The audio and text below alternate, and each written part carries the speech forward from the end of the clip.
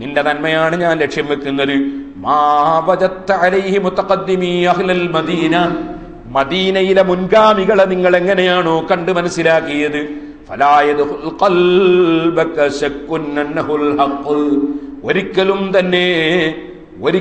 തന്നെ മദീനയിലെ മുൻഗാമികൾ ചെയ്തതിനെതിരായി ഒരിക്കലും നിന്റെ മനസ്സിലൊരു സംശയം വന്നു പോകരുത് മോനെ.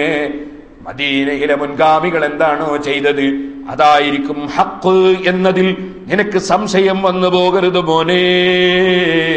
ഇമാം ശാഫിഈ റളിയല്ലാഹു അൻഹുവിന്റെ ഉപദേശം, സഹോദരന്മാരെ, മുൻഗാമികളെ വിട്ടുകൊണ്ടൊരു ദീനില്ല. മുൻഗാമികൾ മനസ്സിലാക്കിയതുപോലെ ദീന് പിൻഗാമികൾക്ക് മനസ്സിലാക്കാൻ കഴിയില്ല. അതുകൊണ്ട് തന്നെ വകുല്ലു ഖൈരിൻ ഫിത്തിബാഇ മൻ സലഫ് വകുല്ലു ശർരിൻ ഫിബ്തിദാഇ മൻ ഖലഫ്.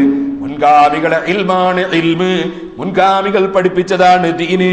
പുതുതായിട്ട് ഏതെങ്കിലും കക്ഷികൾ വന്ന് പുതിയത് പറയുമ്പോൾ അതിന്റെ പിന്നാലെ ഹഖിന്റെ ആൾക്കാർ ഒരിക്കലും പോകാൻ നിവൃത്തിയില്ല.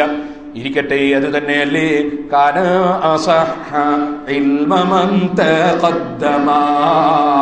അൽഫീൽ ഇബ്നു മാലിക് റളിയല്ലാഹു അൻഹു പഠിപ്പിച്ചതല്ലേ മുൻഗാമികളുടെ ഇൽമിന്റെ മഹത്വം എത്രയാണ്, മുൻഗാമികളായ ആളുകളുടെ ബഹുമാനം എത്രയാണ്. ആ മുൻഗാമികളെ വിട്ടുകൊണ്ട് ഒരിക്കലും ഹക്കുണ്ടാകുമെന്ന് നീ കരുതരുതെന്ന് ഇമാം ശാഫിഈ റളിയല്ലാഹു അൻഹു പ്രത്യേകം ഉപദേശം നൽകുകയാണ്. ആ ഇമാം ശാഫിഈ റളിയല്ലാഹു അൻഹു സാമ്പത്തികമായി വളരെ പ്രയാസമുള്ള ആളാണെന്ന് ഞാൻ നേരത്തെ പറഞ്ഞില്ലേ. ബഹുമാനപ്പെട്ടവർക്ക് ജീവിക്കാൻ തന്നെ ബുദ്ധിമുട്ടായി പോയി. മാലിക് റളിയല്ലാഹു അൻഹു വഫാത്താകുന്നത് വരെ മദീനയിൽ കൂടിയ ഇമാം ശാഫിഈ റളിയല്ലാഹു അൻഹു പിന്നീട് ഒരു ജോലി ആവശ്യാർത്ഥം യമനിലേക്ക് പോകുന്ന ഒരു സാഹചര്യമുണ്ടായി. ജീവിതത്തിന് വകുപ്പില്ലാത്ത കാരണം കൊണ്ട് യമനിലെ ഗവർണർ വിളിച്ചതനുസരിച്ച് ബഹുമാനപ്പെട്ടവർ അവിടെ ജോലിക്ക് പോയി. അവിടെ പോയി ജോലി നോക്കുന്ന സമയത്ത് അവിടെ ദീനുൽ ഇസ്ലാമിന്റെ നിയമങ്ങൾ, അതിന്റെ കാര്യങ്ങൾക്ക് ഖളാ നടത്താൻ, വിധി കൽപ്പിക്കാൻ ജഡ്ജിയായോ മറ്റോ ഉള്ള ജോലിയാണ്. ആ ജോലി കിട്ടിയപ്പോ ചുരുങ്ങിയ സമയം ഇമാം ശാഫിഈ റളിയല്ലാഹു അൻഹു യമനിൽ ഖാദിയായി നിന്നു. ആ ഖാദി എന്ന തസ്തികയിൽ ബഹുമാനപ്പെട്ടവർ നിന്നപ്പോ മഹാനവറുകളെ സംബന്ധിച്ച് ലോകമൊട്ടാകെ പ്രശസ്തമായി പോയി. ബഹുമാനപ്പെട്ടവരെ സംബന്ധിച്ച് ഗവർണർക്കും ഗവൺമെന്റിനും എല്ലാവർക്കും പറയാനുള്ളത്, ഇത്ര നന്നായി കാര്യം ഗ്രഹിച്ച് വിധിക്കുന്ന ഒരു ജഡ്ജി, ഇത്രയും നന്നായി പെരുമാറുന്ന ഒരു ഖാദി, ഇത്രയും ജനങ്ങളുടെ നന്മ ഉദ്ദേശിച്ചുകൊണ്ട് നീങ്ങുന്ന ഒരു ഖാദി എന്ന നിലക്ക് ഇമാം ശാഫിഈ റളിയല്ലാഹു അൻഹുവിന് വലിയ ബഹുമാനം, എല്ലാവരുടെ അടുക്കലും അംഗീകാരം ലഭിച്ചു. ശാഫി ഇമാം റളിയല്ലാഹു അൻഹു അതിനെ സംബന്ധിച്ച് പറയുന്നുണ്ട്, എന്റെ ഉമ്മ എന്നെ സംരക്ഷിക്കാൻ ആവശ്യമായതൊന്നും തരാൻ എന്റെ ഉമ്മയുടെ കയ്യിലില്ലാത്ത സമയത്ത് ഉമ്മ സ്വന്തം വീട് പണയം വെച്ചു. എന്നിട്ട് ഉമ്മ ഉമ്മയുടെ കൂടെ എന്നെ ചുമന്നു. പിന്നീട് എനിക്കൊരു ജോലി കിട്ടി, ഖാദിയായി ജോലി കിട്ടി. ഫഹുമിത്തു ഫീഹി ഫസാദനി.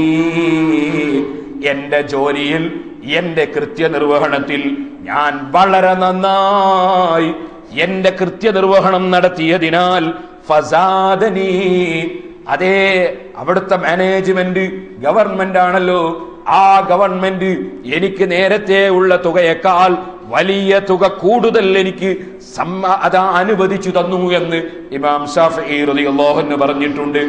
ഒരേ ജോലിയിൽ തന്നെ നിർത്തപ്പെട്ട വ്യക്തികൾ ജോലിയിൽ വളരെ ആത്മാർത്ഥത കാണിക്കുന്നുണ്ടെങ്കിൽ അവർ നല്ലവരാണ് എന്നതിന്റെ തെളിവാണ്.